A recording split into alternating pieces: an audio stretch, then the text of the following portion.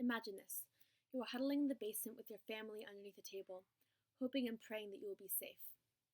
The bombings have been frequent lately, and warnings have been sent out to all surrounding communities to take cover and protect yourselves the best that you can. Your mother assures your family that you will be all right, but you can see the hesitation in her eyes. Your many brothers and sisters cling to you and cry on your shoulders, tears streaking their faces. You wonder, was today the last time I'll ever see my friends, my teacher, my dog? The thoughts run through your head, but before you can think more or pray for everything to turn out well, the ground shakes with the impact of a bomb blowing up a few miles away. Every few minutes, the sounds of people outside screaming is punctured with the booming sounds of a missile crashing into the ground. The second human right, which is the right to life, liberty, and security of person, is in constant violation in the Israeli-Palestinian conflict and for all people involved in it, which is a very complex issue that has roots thousands of years back. There is a long history of conflict between the Palestinians and the Israelis. The conflict between the native Palestinians and the Jewish immigrants from other countries dates back thousands of years. The United Monarchy, or Israelite Kingdom, around 1000 BC are early traces of Jews in the Israel region, but by the 1700s, Palestine and the Israel area was predominantly occupied by Arabs and Muslims. More recently, this conflict became more prevalent with the Zionist movement starting in the 1860s, which is a push for Jews to return and rule over the land that they thought was rightfully theirs, and to establish a Jewish homeland in Israel. Further Jewish immigration occurred during World War II when Jews were fleeing religious persecution in Europe. The inflow of Jews into the region occupied by native Palestinians pushed natives out of the region and cramped them into small areas like the Gaza Strip, which you can see right here, which is a small strip of land in southwest Israel that borders Egypt and also meets the Mediterranean Sea and also the West Bank, which is located just north of Jerusalem. So in 1948 to 1949, there was the War of Independence, which was the war that made Israel its own independent Jewish state. The conflict between the Jews and Israel surrounds land owning, but also deeper tensions are caused by religious differences.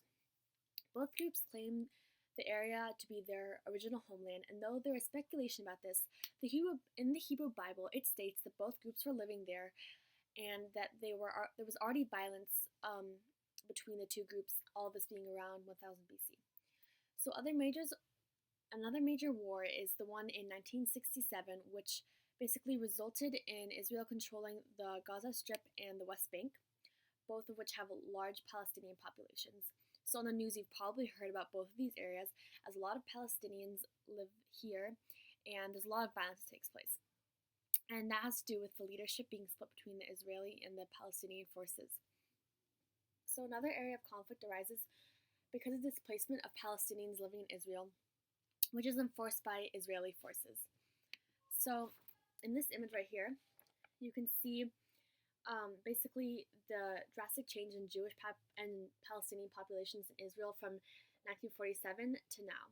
So basically, Israel used to be predominantly Palestinian, as you can see with all of the green, and then the white indicates Jewish people, and now it has become predominantly Jewish.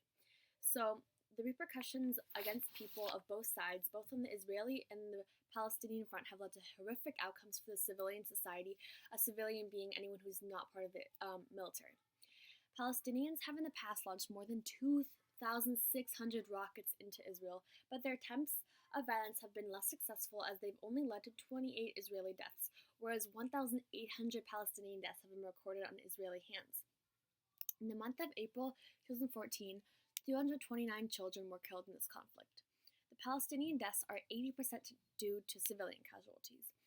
There have been attempts of violence and killing by the Palestinian front as well, especially by Hamas, which is an Islamist fundamentalist party and is pretty well known for being a terrorist organization all around the world. Palestinian violence efforts have been widely unsuccessful, and their people have suffered far more from the bombings from the Israel military than the other way around. Hamas is located in the Gaza Strip, which I showed you guys earlier, and that's under Israeli blockade, so no people or goods can flow in or out. There have been many efforts to resolve this problem between Israel and Palestine, but none have successfully improved it.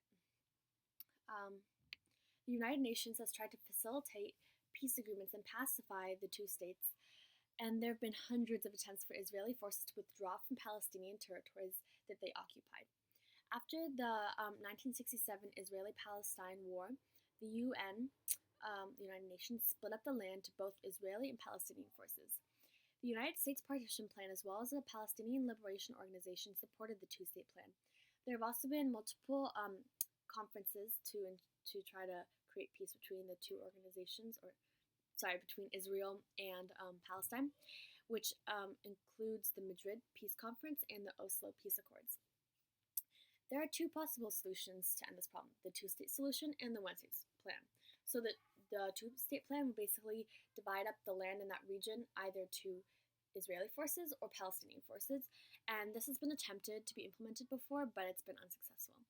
So the other option is for the land to be allotted to, all of the land to be either allotted to Israeli forces or to Palestinian forces, so there'd be no sharing, it would just be all of it to one of them. And so the first option seems better, I guess, at this point, but it's been unsuccessful, and also with the increase in the Israeli population or Jewish population in Israel, the second plan definitely, the one-state plan definitely seems to be more successful in the future and definitely could be implemented in the projected future. So we as other humans, we have a responsibility to care for other humans internationally and ensure that their rights are upheld. The conflict between Israel and Palestine has led to many violations, including that of the second human right, which is the right to life, liberty, and security of person. Let's ensure that those rights aren't broken anymore. Thank you.